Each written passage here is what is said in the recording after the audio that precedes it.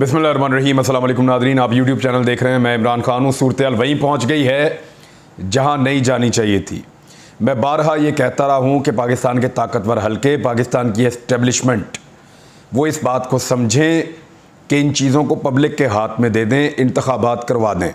ये गुजारिश करता रहा हूँ और जो मेरी दानिस्त है, जो मेरी जो थोड़ी बहुत समझ है, अगर ज़िद को और अना को एक साइड पर रखा जाए और लोगों को फ़ैसला करने दिया जाए कि वो पाकिस्तान में किसको हुक्मरान देखना चाहते हैं, और ये जो हॉर्स ट्रेडिंग के ज़रिए से 2 नंबर तरीक़ों से पैसा खर्च करके, ताकत खर्च करके, लालचें देकर, बैरूनी दबाव डाल के जो एक रजीम चेंज का पूरा ऑपरेशन किया गया है, इस ऑपरेशन के नतीजे में बनने वाली हुकूमत ना तो पब्लिक को कुछ दे रही है, ना पब्लिक को इसके ऊपर एतबार है।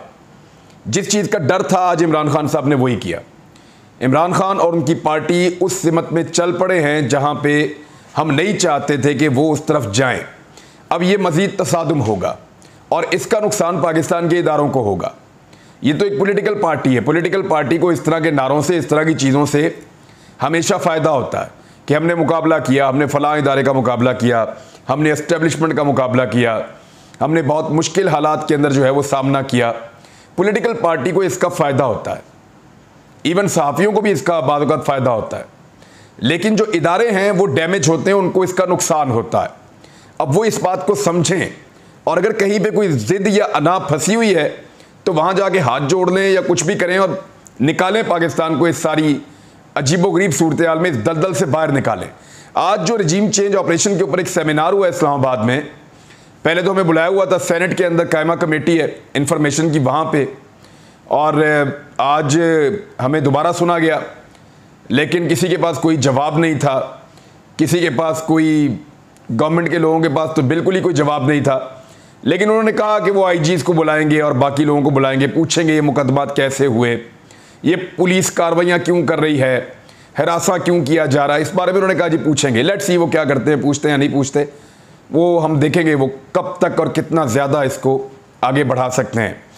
अब मामला ये है कि इमरान खान साहब ने, उसके फ़ौरन बाद हम मैरियट गए जहाँ पे एक छोटे से हॉल के अंदर बहुत बड़ी बड़ी बातें हुई हैं।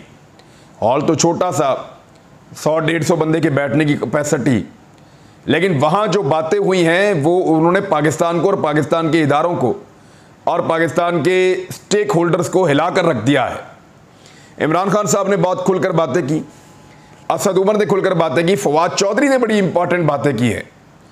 लेकिन इसमें जो शीरी मज़ारी साहबा है, उन्होंने इसका आगाज़ किया, वही इसकी होस्ट थी, तो उन्होंने भी इस पर बड़ी अहम बातें की हैं। ख़ास तौर पे उन्होंने कहा कि खुर्रम दस्तगीर ने जो स्टेटमेंट दिया, एक नैरेटिव बनाया जा रहा है कि इमरान खान साहब एक मखसूस शख्स को आर्मी चीफ बनाना चाहते थे और ये इंफॉर्मेशन अंदर से निकाल के पहुंचा दी गई नून लीग तक। तो उसके बाद नून लीग ने उस ख़ास आदमी को आर्मी चीफ ना बनाने के लिए ये रजीम चेंज का ऑपरेशन किया और फिर इमरान खान साहब को हटाकर शहबाज शरीफ को ले आए ताकि वो ख़ास आदमी आर्मी चीफ ना बने। इसके ऊपर इमरान खान साहब ने आज अपनी राय दी और उन्होंने बताया है कि एक्चुअली क्या है, बल्कि उन्होंने एक हलफ लिया है और हल्फन उन्होंने एक बात की है, अल्लाह को हाजिर नाजिर जानते हुए, यानी कसम खाने वाले अंदाज में इमरान खान साहब ने बात की है। वो बात भी मैं आपको बताता हूँ, लेकिन पहले ज़रा फवाद चौधरी को सुन लें। फवाद चौधरी ने क्या कहा, क्योंकि शीरी मज़ारी साहबा ने तो खुर्रम दस्तगीर वाला हवाला भी दिया।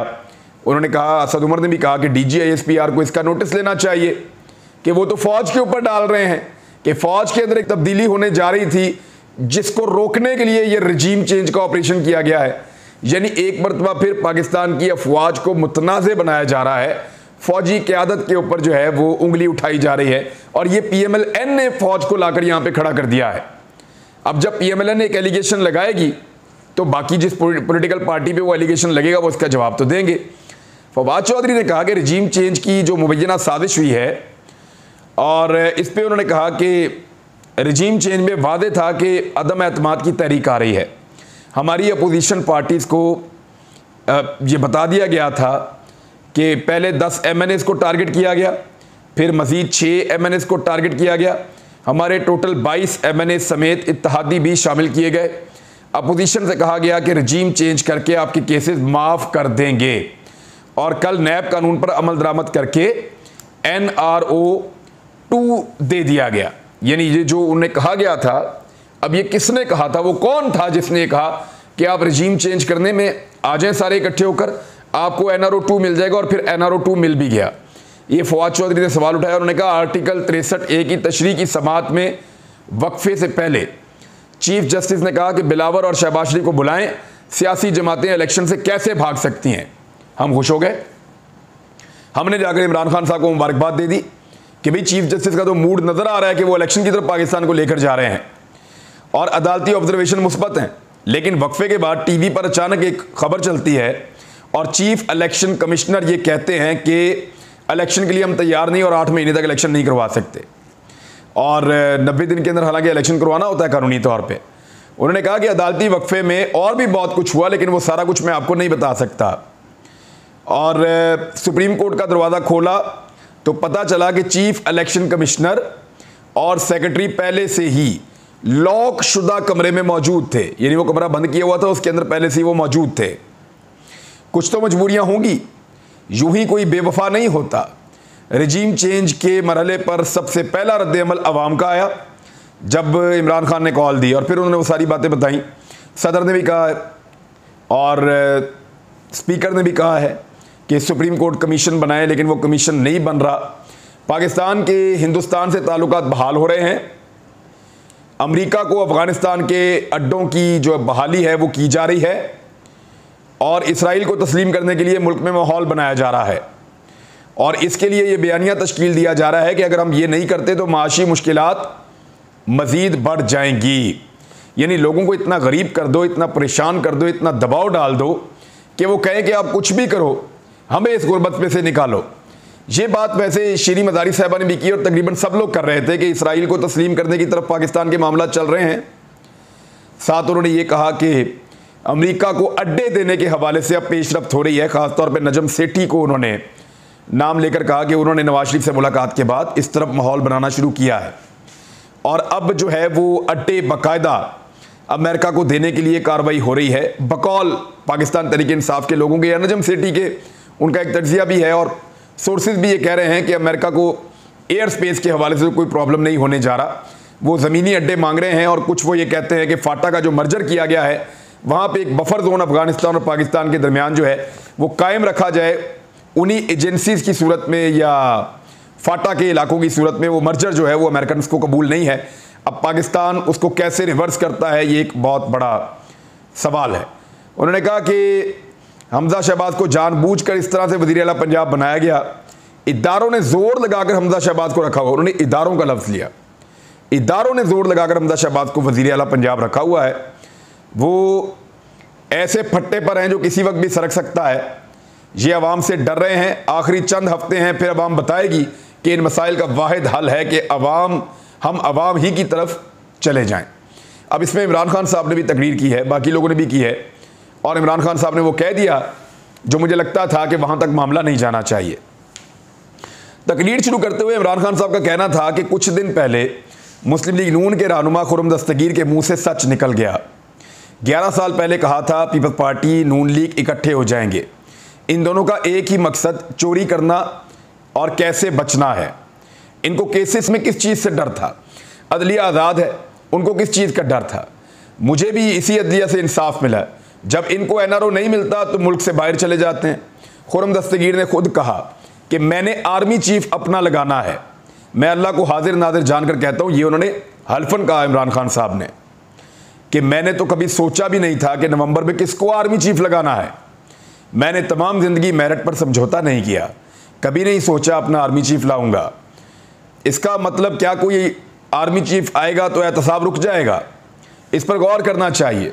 यानी इसका मतलब है वो चाहते कि उनकी मर्जी का आर्मी चीफ आए ताकि उनका एहतसाब ना हो। तो क्या एक आर्मी चीफ एहतसाब करेगा और एक आर्मी चीफ आगे एहतसाब रोकेगा? ये क्या चल रहा है पाकिस्तान में? इस पर गौर करना चाहिए। कभी नहीं सोचा था कि नवंबर में कौन आर्मी चीफ होगा। मेरे ज़हन में तो ऐसी कोई बात नहीं थी। क्रिकेट की ज़िंदगी में भी कभी मेरिट की खिलाफ वर्जी नहीं की। चैलेंज करता हूँ, एक आदमी का बता दें, किसी एक शख्स की शौकत खानों में सिफारिश मैंने आज तक की हो। नवाज शरीफ के पास चोरी का इतना पैसा है कि वो चाहता था कि सिपा सलार को कंट्रोल कर ले। मुझे तो कोई ज़रूरत नहीं थी अपने पसंदीदा आदमी को आर्मी चीफ लगाने की। उनको फौज से डर होता है, इदारे के पास उनकी सारी रिपोर्टें होती हैं। मैंने अपनी कोई चोरी नहीं बचानी थी जो मैं अपना आर्मी चीफ रखूंगा। मैं तो चाहता हूं हमारे इदारे मजबूत हों। इनको खौफ था कि जनरल फैज़ को लाना चाहता हूं, इनको लगता था शायद जनरल फैज़ को ला रहा हूं, इसी वजह से ये खौफ पे मुब्तला थे। और इमरान खान साहब ने क्लियरली मुझे भी बहुत पहले भी कहा था कि मैं इसके बारे में सोचूंगा जाकर अगस्त के बाद कि किसको आर्मी चीफ बनाना है। अभी ये टाइम नहीं है, जो सेटअप है वो अपना काम करता रहे। अमेरिका रजीम चेंज दूसरे मुल्कों की बेहतरी के लिए नहीं करता, अमेरिका रजीम चेंज अपने मफाद के लिए करता है। क्या हमारे मफाद में है कि अमेरिका को बेस दें? इमरान खान साहब ने भी अड्डों की बात की है। दहशतगर्दी के खिलाफ जंग में पाकिस्तान की तबाही हुई है। मैरियट होटल के जहां ये बात कर रहे थे वहीं धमाका हुआ था। हमारे मुल्क के सरबराह को जंग में शिरकत ना करने पर धमकी दी गई थी। मैंने इनको समझाया था जंग में शिरकत ना करें। अमेरिका का एजेंडा सीधा है, इसराइल भारत को तस्लीम और कश्मीर को भूल जाओ। ये तो वैसे मैंने आपको पहले भी बताया हुआ, और ये सारी दुनिया जानती है कि अमेरिका ये चाहता है कि पाकिस्तान इसराइल को तस्लीम करे, हालात को नॉर्मलाइज़ करे और भारत के साथ भी ताल्लुकात अच्छे करे, और कश्मीर को एक अलग इशू के तौर पे देखे, भारत के साथ ताल्लुकात के तनाज़ुर में ना देखे। और इसराइल को तस्लीम करने से कश्मीर का मौक़िफ़ उसी दिन ज़ीरो हो जाएगा। पिछले 30 सालों से कश्मीरी कुर्बानियाँ दे रहे हैं। नवाज शरीफ भारत गया तो हुर्रियत रहनुमाओं से मोदी के डर की वजह से मिला ही नहीं। नजम सेठी, हुसैन हक्कानी जैसे लोग चाहते हैं कि अमेरिका की गुलामी करो। क्या अमेरिका की गुलामी से मुल्क तरक्की कर जाएगा? मुल्क का आइन तोड़कर अमेरिका की सर्विस करते हैं। रेमंड डेविस ने दिन दहाड़े लोगों को कत्ल किया, मैं उसका वैसे गवाह हूँ। मैं इमरान रियाज खान, जो रेमंड डेविस कत्ल करके भाग रहा था, उसका ऐनी शाहिद हूँ, और मैंने वो सारी एक्टिविटीज़ होती हुई देखी थी अपनी आंखों से। क्या पाकिस्तान को फ़ायदा हुआ? यानी यूसुफ रमज़ी, एमल कांसी, ये लोग, इस तरह के लोगों को अमेरिका को दे दिया गया, और दहशतगर्दी के खिलाफ जंग में $20 अरब इमदाद उन्होंने सिर्फ हमें दी, और हमारे मुल्क को $150 अरब का नुकसान हुआ। क्या पाकिस्तान को फ़ायदा हुआ? फ़ायदे के बजाय नुकसान होता रहा। अमेरिका का जंग के बजाय अमन में साथ देने का मतलब एंटी अमेरिका नहीं है। उन्होंने कहा पाकिस्तान फैसला कुन मोड़ पर आ गया है। चेरी ब्लॉसम जूते पॉलिश करके कौम आज़ाद नहीं बन सकती। कोई भी कौम जूते पॉलिश करके नहीं बनती। कौम एक नज़रिए पर बनती है। एक दिन न्यूट्रल से बात की तो कहा इस पर 16 अरब का केस है, इसके खिलाफ ओपन एंड शट केस है। नवाज शरीफ ने तो अपनी बेटी के नाम पर जायदादें खरीदी हैं, शहबाज शरीफ के नाम पर तो सब कुछ है। इसके खिलाफ केस में अगर कोई आम आदमी होता तो 2 हफ्ते के अंदर जेल में डाल दिया जाता। आखिरी मिनट तक सोचता रहा, उसको वज़ीर आज़म नहीं बना सकते ये लोग। इस सेटअप के लोगों को हजम करवाने के लिए इकदाम किए जा रहे हैं। यानी इमरान खान को लगता था कि नहीं बनाया जाएगा शहबाज शरीफ को वज़ीर आज़म, लेकिन बनाने वालों ने बना दिया। उन्होंने कहा राजा रियाद अपोजिशन लीडर है तो समझ ले पार्लियामेंट तो ख़त्म हो गई। पंजाब की पार्लियामेंट में जो कुछ हो रहा है अदलिया की भी तौहीन है। मुजरिम नंबर 2 को मुसल्लत करने के लिए मजाक किया जा रहा है। इमरान खान ने कहा कि हमजा शहबाज को बिठाने के लिए इलेक्शन कमीशन इंजीनियरिंग कर रहा है। इलेक्शन कमीशन की क्रेडिबिलिटी ख़त्म हो चुकी है। हमें पता है इलेक्शन कमिश्नर शहजादा शहजादी के सामने जाकर बैठता है। पाकिस्तान की जमहूरियत को नुकसान हो रहा है। इलेक्शन कमीशन 20 हल्के हमजा शहबाज को जितवाने की कोशिश कर रहा है। ये पाकिस्तान की जमहूरी अदलिया सिस्टम की तबाही होगी। नैब तरामीम का मतलब वाइट कॉलर क्राइम की इजाज़त मिल गई है। नैब ने हमारे दौर में 480 अरब रुपए रिकवर किए थे, और जब नैब राना सनाउल्लाह के नीचे चली गई तो आप समझे फिर अब क्या होगा। ये लोगों के खिलाफ इस्तेमाल करेंगे, और चोरी बचाने के लिए उन्होंने NRO ले लिया है। अब ये मुल्क को अंदर से तबाह करेंगे। इमरान खान साहब ने बताया कि उनके दौर में एक्सपोर्ट्स बढ़ रही थी। उन्होंने कहा हमने बताया था न्यूट्रल को कि साजिश को रोकें। पाकिस्तान एक एटमी कुव्वत है, हमारे पास ज़बरदस्त फ़ौज है। जब शहबाज शरीफ जैसा आदमी मुल्क का वज़ीर आज़म बन जाएगा तो मुल्क कैसे चल सकता है। हकीकी आज़ादी एक जहाद है, मैंने तो किसी सूरत इन चोरों को तस्लीम नहीं करना। आखिर में PTI चेयरमैन ने न्यूट्रल से सवाल करके पूछा कि अगर घर के ऊपर डाका पड़ जाए तो क्या चौकीदार न्यूट्रल रह सकता है। एक बड़ा सवाल है इमरान खान साहब ने जो पूछा। अब यहाँ पे एक और चीज़ है जो इमरान खान साहब के हवाले से रिपोर्ट हुई। उन्होंने कहा कि लाहौर में एक ख़ास आदमी बिठाया हुआ है siyaasat.pk पे। वो ये बात तो मैं भी आपको बता रहा हूँ कि एक आदमी है जो बहुत ताकतवर है, ख़ास आदमी है, लाहौर में बैठा हुआ है, और वो पूरा का पूरा इलेक्शन जो है 20 हलकों का उसको मैनेज कर रहा है। उसकी कोशिश है कि 12 से 14 सीटें हर हाल में हमजा शहबाज को जितवाई जाएं, और कुछ भी हो जाए मुर्गी ज़िबा नहीं होने देनी। यानी हमजा शहबाज की हुकूमत को पंजाब से ख़त्म नहीं होने देना। हमजा शहबाज को जितवाया जा सके इसके लिए एक ख़ास आदमी बिठाया हुआ है, और वज़ीर आला बरकरार रखा जा सके हमजा शहबाज को। फिर इमरान खान साहब ने इशारा देने के लिए कहा कि आगे बात की कि एक ब्रिगेडियर रांझा हुआ करते थे, जिन्होंने 2013 के इंतखाबात में सियासी इंजीनियरिंग की थी और अब जो हो रहा है, अब दबे लफ्ज़ों में उन्होंने इंकशाफ कर दिया है। और मैंने भी दबे लफ्ज़ों में बात की थी कि यहाँ पे पंजाब में बाकायदा इलेक्शन को रिग करने के लिए ताकतवर लोगों को, हलकों को इस्तेमाल किया जा रहा है अनफॉर्चुनेटली, और वो अपनी ताकत के ज़रिए से लोगों को मजबूर कर रहे हैं कि एक मखसूस उम्मीदवार को जितवाया जाए और हमजा शहबाज के ज़्यादा से ज़्यादा लोग जीत कर सूबाई असम्बली में आएँ। हालांकि ये लोटे जो हैं ये 1-2 भी इलेक्शन नहीं जीत सकते 20 में से, इनका घर से निकलना मुश्किल है, लेकिन इसके बावजूद इनको इलेक्शन जितवाने की तैयारी की जा रही है। और मेरी इतला के मुताबिक जो शख्स इस पूरे ऑपरेशन को लीड कर रहा है उसके खिलाफ एक हिकमत अमली तैयार हो रही है, और आने वाले वक्त में अगर इसी थोड़े को काफ़ी समझ लिया जाए और जो इदारों में बैठे हुए लोग हैं या जो सरकारी मुलाजमीन हैं वो अपने आप को इस गंदे प्रोसेस से दूर कर लें और अपने आप को इस सियासत से दूर ले जाएं तो शायद बचत हो सकती है। वरना ये मामला इस तरह हो जाएगा कि गली मोहल्लों में नाम गूंजेगा, शोर शराबा होगा, हर बंदा पुकारेगा और फिर एक तमाशा लगेगा पाकिस्तान के अंदर। अनफॉर्चुनेटली पहले भी लग चुका है, तो ये एक बदकिस्मती होगी पाकिस्तान की। इससे ज़्यादा मैं और कुछ नहीं कहना चाहता। दूसरा, इमरान खान साहब को लगातार पैगामात पहुँचाए जा रहे हैं, लेकिन फ़िलहाल पैगामात उनके ऊपर कोई असर नहीं कर रहे। कुछ और बड़ी इंपॉर्टेंट खबरें हैं, आपको अगले व्लॉग में देता हूँ। अब तक के लिए इतना ही।